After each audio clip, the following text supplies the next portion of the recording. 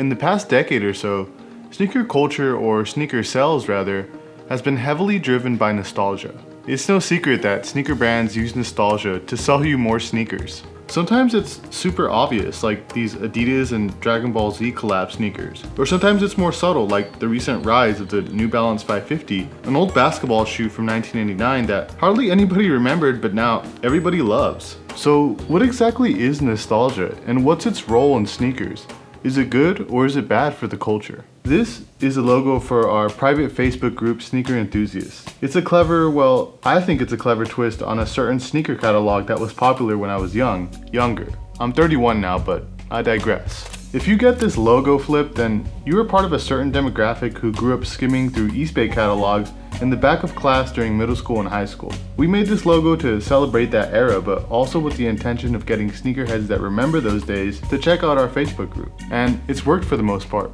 Nostalgia is a powerful marketing tool. The topic of nostalgia is fascinating, and there's a certain time in our lives where we're most affected by it. Our brain's memory systems are at their most efficient during our adolescent years. This is a super important part of our lives where we often experience things for the very first time. This is a time when we attempt to form an identity for ourselves, a time where we form strong connections to music, our friends, and even fashion. These connections are so deep that they stay with us our whole lives, and when we get older and come across them again, our brain releases a big fat hit of dopamine and it makes us feel good. This is why everyone thinks the music they listen to in their youth is superior to modern music, or why old heads constantly bash on recent releases and the current state of sneakers. One of those old heads is none other than my brother Nacho, who grew up in what he considers the golden age of sneaker culture. Sneakers, all right, so, we didn't grow up with a whole lot of money. And then coming from an immigrant background, my parents or our parents, they never really, they looked at things like, why is it this expensive? There's no reason for it, you know what I mean? The brand power and all that other stuff, you know what I mean?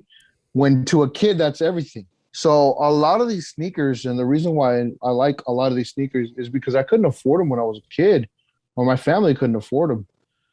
So it's like, dude, like I want those. So that is what I chased, or like, I'll be like, one day I'm going to get that, and now that, obviously I'm an adult, I have, adult. You have a little cash. bit of money. Yeah, a little bit of money now, you know what I mean? Like I'm able to splurge on the things that I want. And the things that I want are sneakers. Do you think you lived in the golden age of sneakers? Of course. I feel like I lived in the golden age of the majority of the stuff that's cool now. Like I've actually lived through it. Like I've seen the first editions, I've seen the first Jordan 12, I've seen the first Jordan 11, like, the original pairs, same thing with music, hip hop and things like that. Like, everything that's largely commercialized and now is like sold to us. Like I lived through that. Yeah, that's the story of Nacho's life, guys. Everything that's dope right now, guys, was the story of my big brother's life. Isn't that right?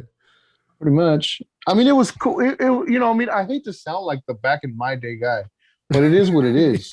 You are that guy 110%, bro. Obviously, nostalgia is a feeling that we're all familiar with, not just Big Nacho. It's so strong that it seeps into our culture. Big brands know this and use it as a way to sell us shit. Jordan retros have attracted the attention of sneakerheads for years. Most people who were buying J's when they first started retroing them remember the iconic moments attached to the sneakers. For example, you might have fond memories of when Michael Jordan won the Bulls their 4th title in a pair of Bred 11s. You might even remember exactly where you were when it happened. Or maybe you're like me and Air Force Ones trigger a lot of nostalgia for you because you remember everyone in high school wearing them with fresh white tall tees and Nelly's AF1 anthem blasting on the school bus ride home. I think it's so subconscious that we don't even realize when brands are using nostalgia to make us feel nostalgic.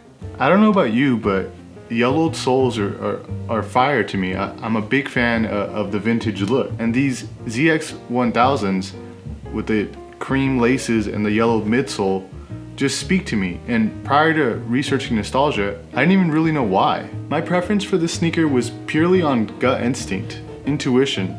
And I guess I was manipulated too, just like all of you. And I'd love to know, what's your most nostalgic sneaker ever? Leave it in the comments down below. This video is sponsored by Hefei Lux. More than 8 years have passed since boost return technology hit the market.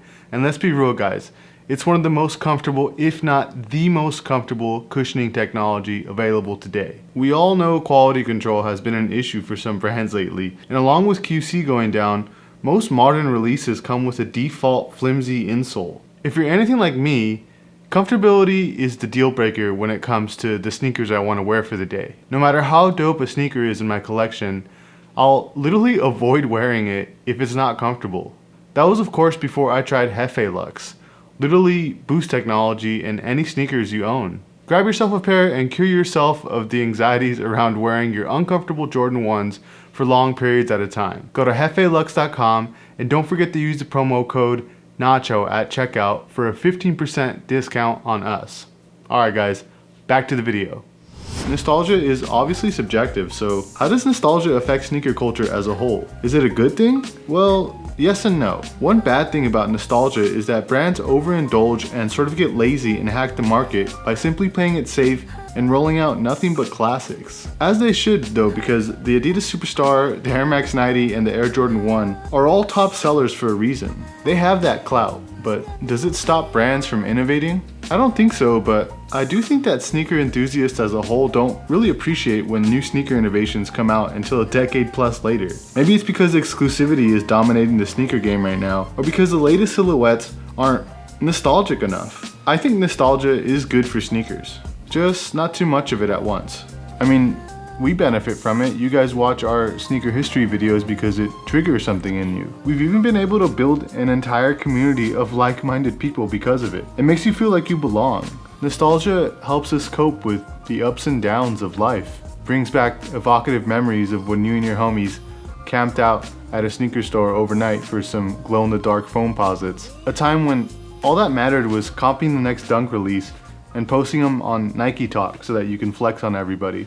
But hey, if you want to keep feeling nostalgic, we put together this playlist of all the sneaker history videos we've done. We've done a bunch of sneakers you might be nostalgic for. We've done the Air Jordan 1, the 4, the 5, the 11. We've done the Adidas Superstar, the Air Force 1, the Cortez. So go ahead and click on that. It's going to be here or there. And yeah, click on that and I will see you over in those videos. Bye for now. Peace.